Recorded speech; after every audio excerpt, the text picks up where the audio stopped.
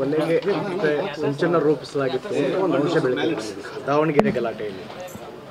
ಇದು ಎಲ್ಲ ಕಡೆ ಈಗ ನಾಗಮಂಗಲದಲ್ಲೂ ಇದೆ. ಇದು ನಾನು ನಿನ್ನೆನೂ ನಿಮ್ಮ ಮುಂದೆ ಮಾತನಾಡ್ತಾ ಹೇಳಿದೆ, 60,000 ಗಣಪತಿಗಳು.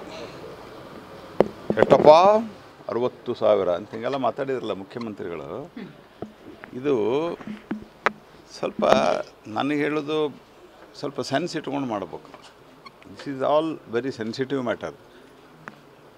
ನಾಗಮಂಗಲದಲ್ಲಿಯೂ ಸಹಿತ ಭಾಳ PFIದವರು ಮುಸ್ಲಿಂ ಮತಾಂಧ ಶಕ್ತಿಗಳು ತಯಾರಿ ಮಾಡಿಕೊಂಡು ಕಲ್ಲು ಅದೇನದು ಮಚ್ಚು ಎಲ್ಲ ತೊಗೊಂಡು ಹೊರಗೆ ಬಂದಿದ್ದಾರೆ.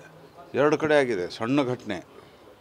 ಮುಖ್ಯಮಂತ್ರಿಗಳು ಹಂಗೆ ಮಾತಾಡ್ತಾರೆ, ಪರಮೇಶ್ವರು ಹಂಗೆ ಮಾತಾಡ್ತಾರೆ.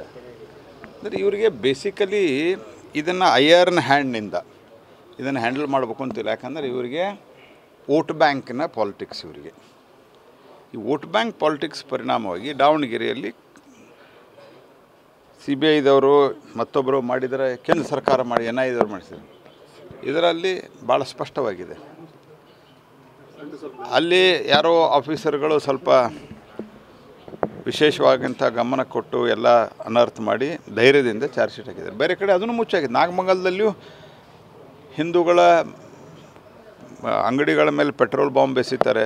ಪೆಟ್ರೋಲ್ ಬಾಂಬ್ ಒಂದೇ ದಿವಸಕ್ಕೆ 1 ನಿಮಿಷದಲ್ಲಿ ತಯಾರಾಗತ್ತೇನ್ರಿ? ಇದೆಲ್ಲ ಸಂಗತಿಗಳು ತುಷ್ಟೀಕರಣದ ರಾಜಕಾರಣದ ಒಂದು ಪರಾಕಾಷ್ಠೆಯನ್ನು ಕರ್ನಾಟಕದಲ್ಲಿ ತಲುಪಿದೆ.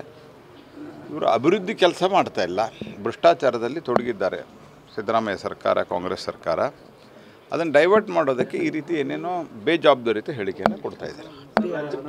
ಈಗ ಕೊಲೆ ಆಗಿಲ್ಲ, ಏನೂ ಆಗಿಲ್ಲ, ಅದರಾಗಿ ಹಿಂದೂಗಳ ಹತ್ಯೆಗೆ ಸಂಚಲನ ರೂಪಿಸ್ತಾರೆ ಅಂದ್ರೆ ಸರ್ ಎಲ್ಲ ಧೈರ್ಯ ಅಂತ? ಅಲ್ಲಲ್ಲ, ಈಗ ಕಾಂಗ್ರೆಸ್ಸು ಎಲ್ಲೆಲ್ಲಿ ಅದು ಕೇಂದ್ರದಲ್ಲಿರಲಿ ರಾಜ್ಯದಲ್ಲಿರಲಿ, ಕಾಂಗ್ರೆಸ್ ಸ್ವಲ್ಪ ಎಲ್ಲಿ ಪ್ರವೃದ್ಧಮಾನಕ್ಕೆ ಬರ್ತದಲ್ಲ ಅಲ್ಲಿ ಮತಾಂಧ ಶಕ್ತಿಗಳು, ದೇಶದ್ರೋಹಿ ಶಕ್ತಿಗಳಿಗೆ ಒಂದು ರೀತಿ ವಿಶೇಷ ಬೆಂಬಲ ಬಂದಂಗೆ, ವಿಶೇಷ ಶಕ್ತಿ ಬಂದಂಗೆ ಆಗುತ್ತದೆ. ಯಾಕಂದರೆ ಇವ್ರ ಆ್ಯಟಿಟ್ಯೂಡ್ ಹಂಗಿದೆ.